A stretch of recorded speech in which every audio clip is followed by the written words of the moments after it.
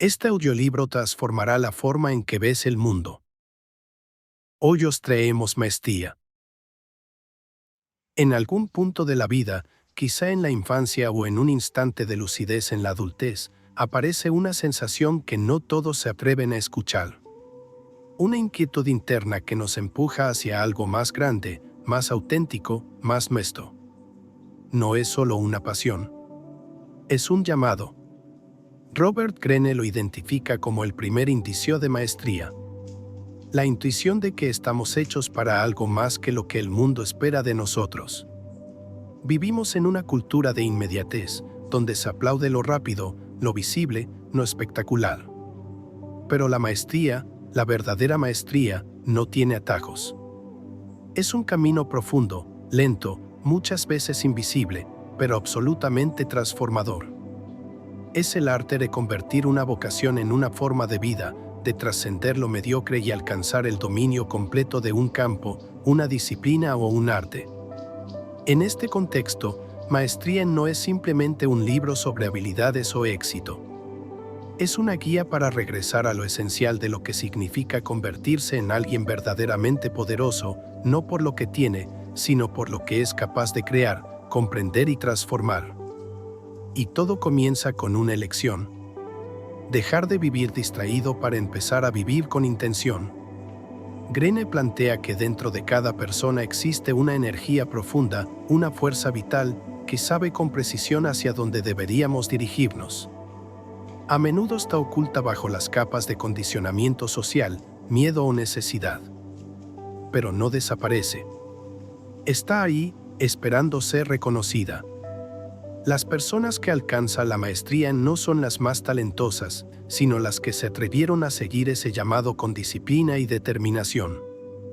Desde muy temprano en el libro, se presenta la idea de que todos nacemos con una configuración mental única. No existe un camino universal hacia la excelencia, sino un recorrido profundamente personal. Cada historia de maestría, sea la de un inventor, un artista, un científico o un artesano, comienza cuando el individuo se conecta con esa pasión genuina, cuando identifica la actividad que activa su atención de manera natural, que lo absorbe, que lo nutre. Este descubrimiento no siempre es inmediato. A veces se revela en la infancia y otras se redescubre después de años de seguir un camino que no resuena. Lo importante, dice Greene, es reconocer que nunca es tarde para empezar. La clave es prestar atención a las pistas. Lo que te fascina, lo que repites sin esfuerzo, lo que harías incluso si nadie te lo pagara. Ese es tu centro magnético, tu brújula. Pero esta vocación, por sí sola, no basta. Requiere compromiso. El deseo debe traducirse en acción, en estudio, en práctica constante. Y ahí comienza la verdadera transformación. Una vida orientada a perfeccionar lo que amas. Ese es el terreno fértil donde la maestría puede florecer. Este libro no es para quienes buscan gratificación instantánea. Es para quienes están dispuestos a recorrer el largo camino del dominio. Para quienes entienden que el crecimiento profundo implica fricción, repeticiones silenciosas, errores valiosos y tiempo sin reconocimiento. Pero también para quienes intuyen que, del otro lado de ese proceso, existe una libertad que muy pocos alcanzan. La libertad de crear sin límites, de comprender sin esfuerzo, de influir sin gritar. Así comienza este viaje. No con promesas, sino con una invitación. A recordar quién eres más allá de las exigencias del mundo. A reconectar con lo que verdaderamente te llama. A comprometerte con el proceso más sagrado de todos. Convertirte en un maestro de ti mismo. Una vez identificado ese llamado interior, esa vocación que se siente como una pulsación única e intransferible, el siguiente paso en el camino hacia la maestría no es la expresión libre ni la innovación inmediata. Es todo lo contrario. Es rendirse al aprendizaje. Y no a cualquier aprendizaje, sino al más profundo, más incómodo, más honesto. El que te obliga a vaciarte para ser llenado con lo que necesitas. Robert Greene nos lleva aquí al corazón de lo que llama la etapa de aprendizaje profundo o aprendizaje como aprendiz, una fase que muchos omiten por la ansiedad de brillar demasiado pronto. Pero todo maestro genuino, nos acuerda, fue antes un aprendiz meticuloso, silencioso, paciente. Es en esta etapa donde se forja el carácter que luego soportará la grandeza. Esta fase no es glamorosa. Implica observar más de lo que se habla. Implica repetición. Implica humildad. No se trata solo de adquirir información, sino de entrenar la mente, el cuerpo y los sentidos para captar las sutilezas que no están en los libros. El verdadero aprendizaje ocurre en la fricción diaria con lo real. En los errores, en las correcciones, en los detalles que solo se aprecian cuando uno se entrega con toda su atención a lo que hace. Greene muestra que la historia de todo gran maestro es, al principio, una historia de modestia. Leonardo da Vinci, antes de pintar o diseñar máquinas imposibles, pasó años enteros observando, bocetando manos, músculos, trostos. Darwin no empezó con teorías evolucionarias, sino con expediciones meticulosas y diarios llenos de observaciones pequeñas. Martha Graham, icono de la danza moderna, ensayó movimientos básicos hasta que su cuerpo los incorporó como un lenguaje propio. El aprendizaje deliberado no se apoya en la motivación efímera, sino en el hábito profundo. Es una forma de presencia absoluta. El aprendiz extraordinario no memoriza, sino que absorbe. No actúa por obligación, sino por una necesidad interior de comprender. No se limita a lo superficial, sino que se obsesiona con los fundamentos. Y es aquí donde aparece uno de los elementos más transformadores: la práctica consciente. Greene recalca que no se trata de practicar por practicar. La práctica debe ser dirigida, con atención plena, con retroalimentación constante, con intención de mejora. 1000 repeticiones sin conciencia no valen lo que 100 hechas con precisión, corrección y claridad. A menudo, el ego se interpone. El mundo actual premia el brillo precoz, los resultados inmediatos, que el talento que se muestra sin esfuerzo. Pero la maestría exige algo más profundo. Un desapego de la necesidad de validación externa durante esta etapa. Porque lo que se está cultivando no es un producto para mostrar, sino una estructura interna que te sostendrá para siempre. Y, sin embargo, esto no significa sumisión ciega. El aprendizaje también requiere rebeldía, pero una rebeldía inteligente. Cuestionar lo necesario, pero solo después de haber comprendido las reglas. Solo quien ha sido aprendiz puede convertirse en innovador. Solo quien ha internalizado la estructura puede romperla con elegancia. Otro elemento fundamental es la relación con el tiempo. En una cultura que todo lo acelera, la maestría exige desacelerar. El tiempo deja de ser una urgencia y se convierte en un aliado. No hay apuro. Lo que importa no es cuánto se avanza, sino cuán profundo se va. Es en esa lentitud productiva donde se desarrolla la sensibilidad fina, esa que distingue al amateur del experto. Durante esta etapa, también se revela algo esencial. El aprendizaje no es solo intelectual. Es emocional, físico, energético. Se trata de aprender a dominar el propio estado interno, a superar la frustración, la impaciencia, la comparación.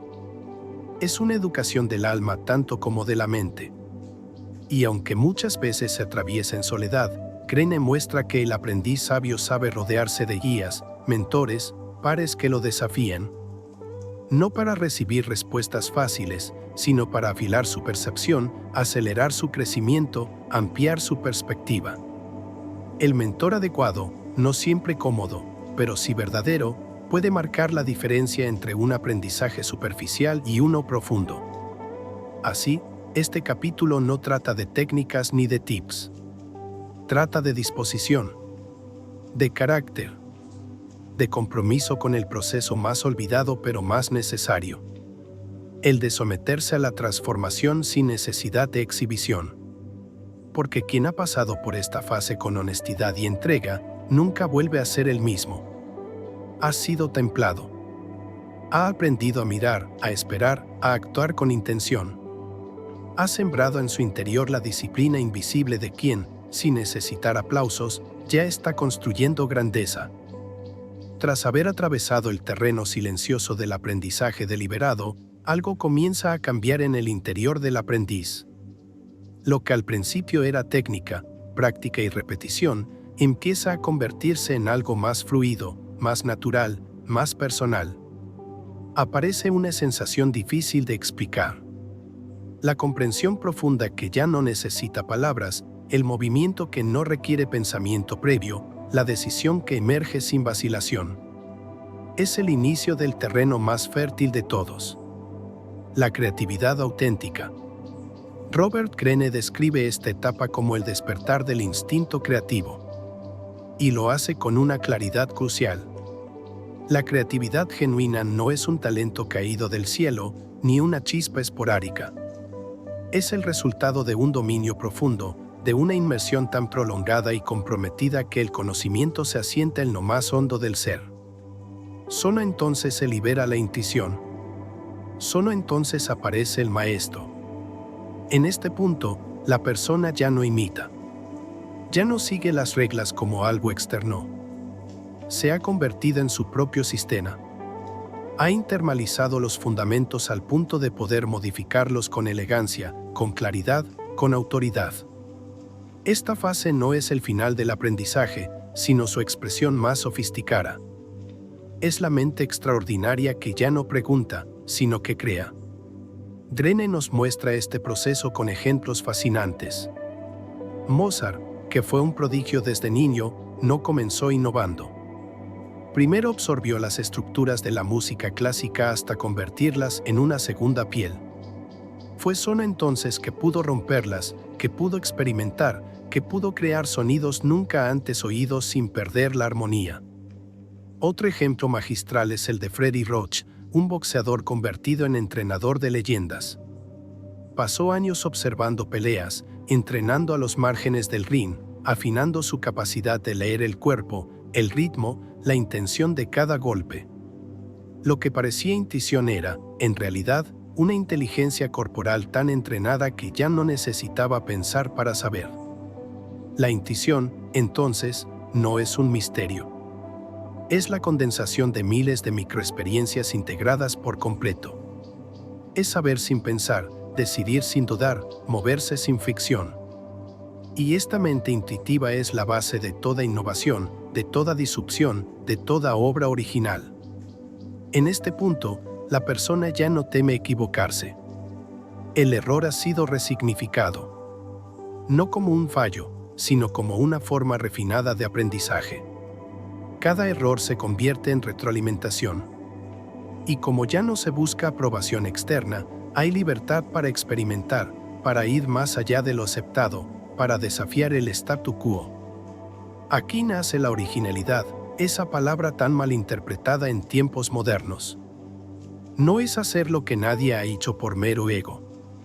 Es hacer lo que solo tú podrías hacer, porque viene de una combinación única de experiencia, sensibilidad y visión. Es un lenguaje propio, una firma personal, un sello que nadie puede replicar. Esta etapa también trae consigo una transformación interna más sutil. La recuperación del poder personal. Después de años de seguir, de absorber, de obedecer, el creador ahora se erige como autoridad. Ya no necesita validación constante. No compite, no se compara, no mendiga atención. Tiene algo más poderoso. La certeza que emana de la congruencia. Y no se trata de arrogancia. Se trata de una confianza tranquila, de esa serenidad que tienen los grandes artistas, los grandes científicos, los grandes líderes. Una presencia que no necesita imponerse, porque ya está afirmada desde dentro. Sin embargo, esta fase trae consigo nuevos retos. Porque con la libertad viene la responsabilidad. La posibilidad de crear también implica el riesgo de perder el rumbo, de caer en la trampa del ego o la autoindulgencia. Por eso, Greene insiste en que el verdadero maestro nunca deja de aprender. permanece en estado de curiosidad. Su creatividad no es un fin, sino un puente hacia nuevas dimensiones del saber. En este sentido, la creatividad no es lineal. Es cíclica, expansiva, incluso espiritual. A veces se manifiesta como visión repentina, otras como un destello en medio de la fatiga. Pero siempre aparece cuando hay disciplina detrás. La libertad más auténtica no es hacer lo que quieras, sino haber entrenado tanto que ya no tienes que pensar para hacerlo bien. Y es justo aquí donde el camino de la maestría se diferencia por completo de cualquier otro enfoque superficial del éxito. No se trata de ganar aplausos. Se trata de llegar a ese punto donde tu cuerpo, tu mente y tu intuición se convierten en una unidad creativa. Donde lo que haces es tan natural como respirar. Y donde ya no hay esfuerzo, sino fluidez. Esta etapa es una cumbre, pero también es una nueva base. Porque desde aquí, lo que sigue es contribuir, enseñar, liderar, dejar huella. No desde la vanidad, sino desde la comprensión profunda de que el conocimiento que no se comparte se estanca. Greene no idealiza esta fase. La muestra como una conquista, pero también como un compromiso. El compromiso de seguir afinando el instrumento interior que somos. Porque cuanto más dominas tu arte, más comprendes que la maestría no tiene final. Solo tiene nuevas formas. Y es en ese espacio donde nace la verdadera grandeza. En la decisión diaria de refinar, reinventar y ofrecer lo mejor que uno tiene al mundo, sin esperar otra recompensa que la satisfacción de haberlo hecho con excelencia. En el momento en que el conocimiento comienza a fluir con naturalidad y la creatividad surge como un lenguaje propio, que el individuo se encuentra ante una nueva frontera.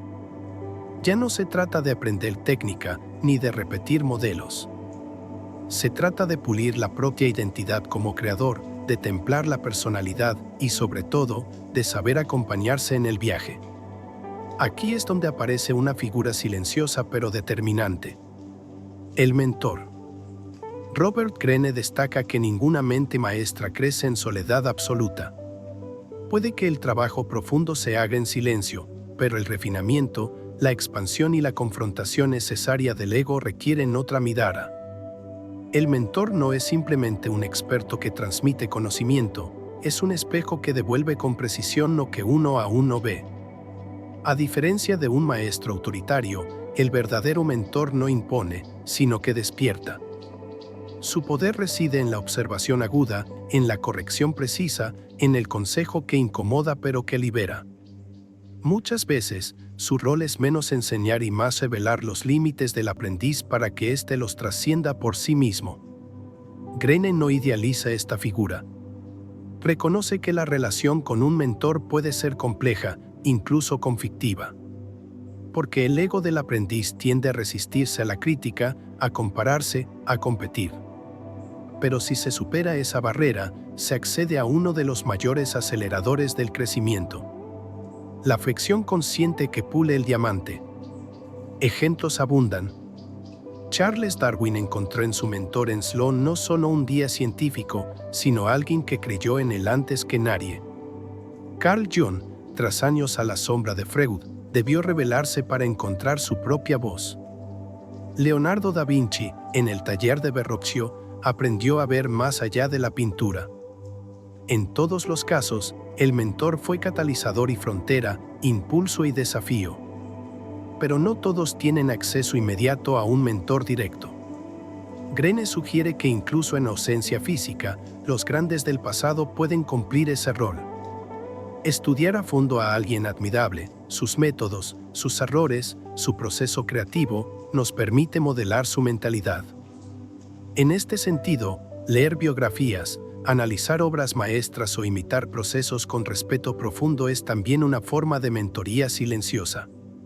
Junto a esta guía externa, aparece un nuevo reto interno: la gestión del propio carácter. Porque el talento sin dominio emocional es inestable. La habilidad simétrica se corrompe. La creatividad sin estructura se disuelve.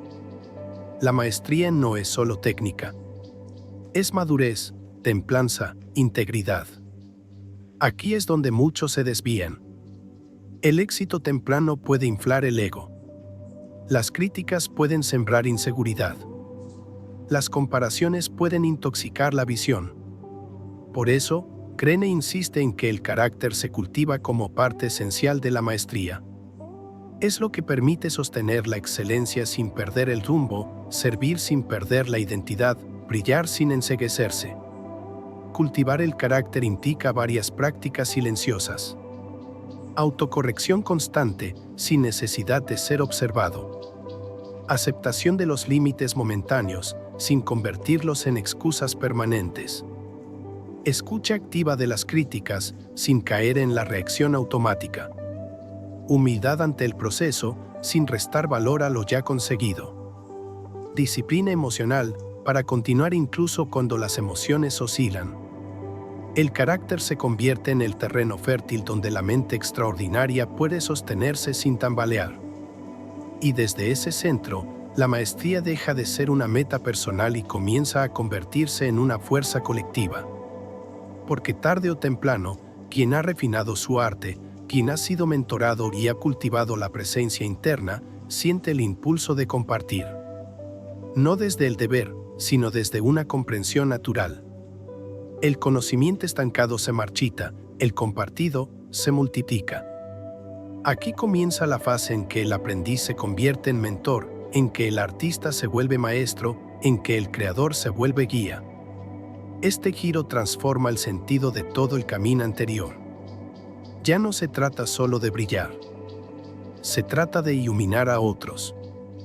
Ya no se trata de llegar, sino de abrir caminos para que otros también lleguen. Y en ese gesto de entrega, el dominio personal se expande. Porque enseñar no es solo transmitir. Es recordar lo aprendido, refinar lo que se sabe, confirmar lo que se es. El mentor no es quien lo sabe todo, sino quien ha recorrido lo suficiente como para guiar sin imponer, corregir sin humillar, inspirar sin depender del ego. Así, el viaje de la maestría se vuelve completo. Un ciclo que empieza en el deseo íntimo de crecer, atraviesa el silencio del aprendizaje, despierta la creatividad profunda y culmina en el servicio lúcido a otros. No como obligación, sino como la expresión natural de una vida plenamente cultivada. Este capítulo marca una transición. La maestría ya no es solo técnica ni personal. Es una forma de estar en el mundo. De habitar el conocimiento con humildad, de compartirlo con generosidad, de sostenerlo con carácter. Y sobre todo, de seguir cultivándolo como quien sabe que el verdadero poder nunca se impone, sino que se irradia. Al llegar a este punto, la trayectoria del maestro deja de ser únicamente un viaje interior. Se convierte en algo más amplio, más resonante, más trascendente. El conocimiento ya ha echado raíces profundas. Las habilidades se han refinado hasta rozar la perfección. La intuición actúa con la precisión de un sexto sentido. Pero hay un cambio sutil, vital. La atención se desplaza del yo hacia el mundo. Robert Greene plantea que el verdadero maestro no se detiene en su crecimiento individual. Esa etapa, necesaria y transformadora, da paso a una misión más grande. Usar todo lo aprendido para impactar, guiar, crear estructuras nuevas y, finalmente, dejar huella. La maestría, en este punto, se convierte en destino. Y el destino, en contribución consciente. No se trata de gloria personal ni de reconocimiento masivo. El verdadero legado no nace del aplauso, sino de la coherencia. Es el resultado inevitable de una vida vivida con profundidad, de una obra forjada con paciencia, de una mente cultivada con intención. El maestro no necesita decir que lo es.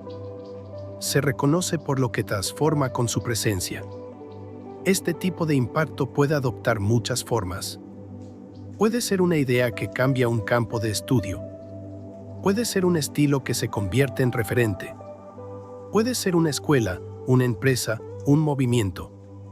Pero también puede ser una conversación, una enseñanza a tiempo, una comunidad más consciente. Lo esencial es que lo que ha sido cultivado en lo profundo se manifiesta hacia afuera con dirección, con claridad, con propósito.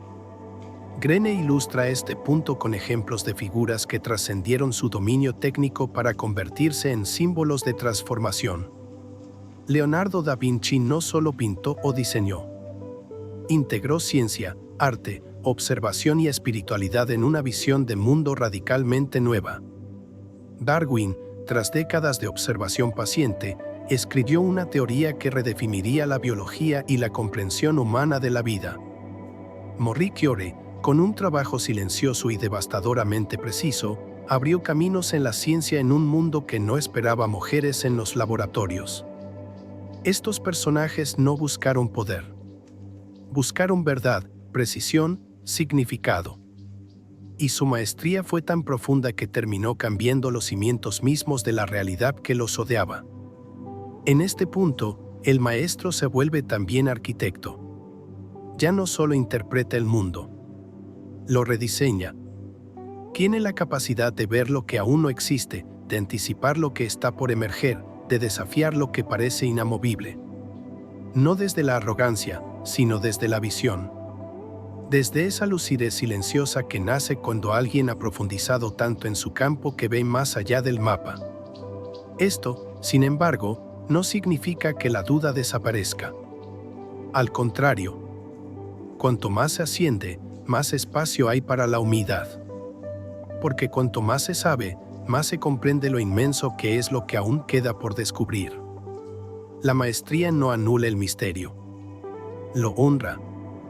El maestro no es quien ya no se pregunta, sino quien se formula preguntas cada vez más poderosas. Además, esta fase requiere equilibrio. Porque con la influencia viene también el riesgo. La adulación, la presión, la repetición. Aquí, Greene advierte contra la cristalización. El maestro que se aferra a su forma deja de evolucionar. El verdadero sabio, en cambio, permanece dinámico, receptivo, aprendiendo hasta el final. En este nivel, la maestría se convierte en algo casi espiritual. Ya no se trata solo de lo que haces, sino de quién eres cuando lo haces. Todo lo que tocas lleva tu impronta. Cada acto se vuelve enseñanza. Cada palabra, dirección. No porque quieras adoctrinar, sino porque tu coherencia inspira. Y esto nos conduce a una última gran verdad. La maestría es contagiosa. Ver a alguien completamente entregado a su arte, fundido con su conocimiento, enraizado en su propósito, es algo que despierta lo mejor en los demás. No se necesita convencer, vender ni empujar. La presencia basta. Porque lo que se ha logrado desde el centro irradia sin esfuerzo. Aquí es donde el ciclo se cierra. El que alguna vez fue aprendiz ahora siembra nuevos comienzos. El que fue guiado, ahora guía. El que fue pulido, ahora afila a otros. Y lo hace no por necesidad, sino porque comprende que todo conocimiento que no se comparte se extingue, pero el que se transmite se multiplica. Este capítulo, en su esencia más honda, es un llamado a la responsabilidad. No la responsabilidad impuesta desde afuera, sino la que nace del compromiso profundo con uno mismo y con la vida. Una responsabilidad que dice: has caminado tanto, has aprendido tanto, has visto tanto, ahora es tiempo de devolverlo. Y en esa devolución, la maestría deja de ser una conquista individual y se convierte en un legado colectivo. Al finalizar este recorrido, lo que queda no es la sensación de haber llegado a un destino, sino la conciencia clara de haber despertado a un modo distinto de estar en el mundo. Maestría, en su fondo más esencial, no es una meta que se alcanza un día con aplausos o trofeos. Es un camino sin fin, una manera de vivir en constante sintonía con la evolución, la excelencia y el propósito. Robert Greene nos conduce con serenidad hasta esta comprensión final. El verdadero maestro no deja de aprender nunca. Porque la vida misma, compleja, cambiante, sutil, es el campo más vasto de observación, práctica e inspiración. Cada día trae consigo nuevas posibilidades de refinar el arte, de afinar la percepción, de profundizar la visión. Cada encuentro, cada obstáculo, cada silencio se convierte en materia prima para el crecimiento. Este es el punto donde la maestría se funde con el carácter. Ya no hay separación entre lo que uno hace y lo que uno es. La coherencia se convierte en presencia. Y esa presencia, tranquila, firme, sin necesidad de imponerse, es la marca más luminosa de quienes han caminado este sendero con integridad. Pero esta maestría no es uniforme. Adopta tantas formas como personas la encarnan.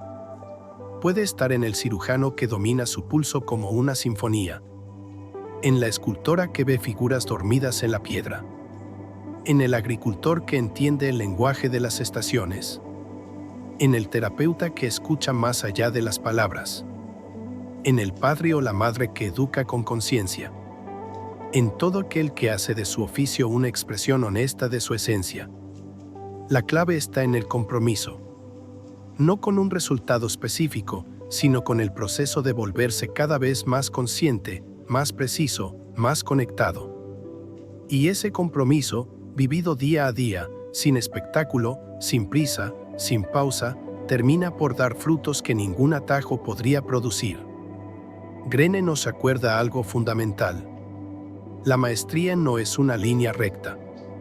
Hay retrocesos, estancamientos, periodos de duda. Habrá etapas de vacío, de silencio, de desorientación. Pero esos momentos no son señales de fracaso. Son parte del ritmo natural de la evolución. Porque todo lo que crece lo hace en ciclos, y el verdadero maestro aprende a honrar esos ciclos.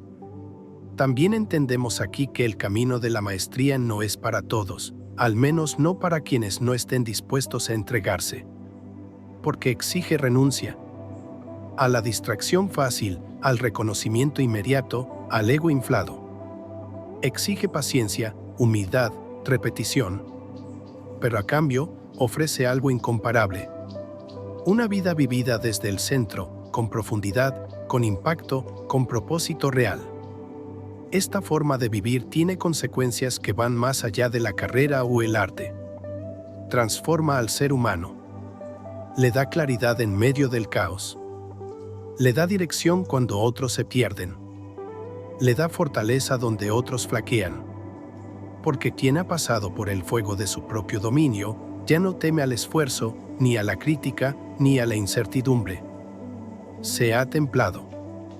Se ha vuelto sólido por dentro. Y, finalmente, la maestría deja de ser un asunto personal. Se vuelve un acto de amor hacia el mundo. Porque todo lo que se crea desde ese nivel, una obra, una idea, una comunidad, una enseñanza, eleva, inspira, enriquece. El maestro no compite. Crea caminos. No divide. Cultiva. No enseña desde arriba. Acompaña desde la experiencia. Así, el mensaje de Greene, silencioso pero firme, es este. Elige algo. Sumérgete. Apasionate. Tolera el vacío. Abraza la repetición. Acepta la crítica. Celebra el progreso. Y nunca, jamás, abandones el deseo de volverte cada vez más tú. Porque cuando eso ocurre, cuando la vida se convierte en una obra de refinamiento continuo, ya no importa si el mundo aplaude o no. Ya eres maestro. Y vivir desde ahí lo cambia todo. Si quieres seguir cambiando tu forma de ver el mundo, suscríbete.